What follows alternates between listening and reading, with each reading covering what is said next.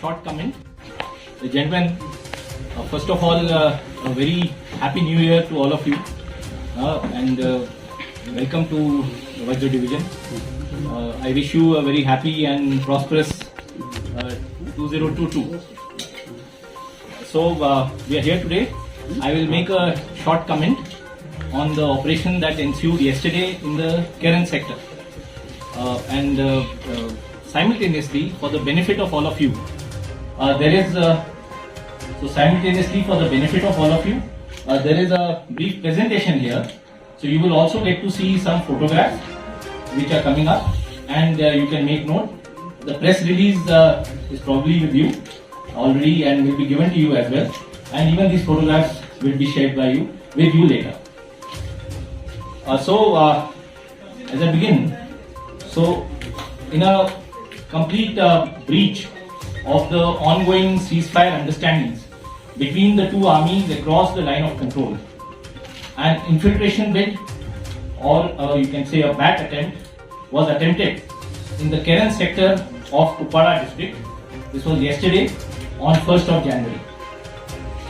Swift action by the troops deployed at the line of control foiled the bid and eliminated the terrorist, later identified as Mohammad Shabir Malik, a Pakistan national equipped with weapons and ammunition and warlike stores. The incident site is located on the Pakistan side of our anti-infiltration obstacle system, what we call as the fence. Was kept under surveillance by the Indian Army to effectively counter any nefarious activity by the infiltrators or Pakistan Army. In complete breach of the ceasefire understanding arrived at between the two DGMOs, one armed intruder who was dressed in a Pathani suit and a black jacket, he was detected moving from areas under the control of Pakistan Army across the line of control at around 1500 hours yesterday. Ambushes were laid along the likely routes that could be adopted by the intruder, and movement was tracked and followed till about 1600 hours. The ambush was thereafter sprung at an opportune moment.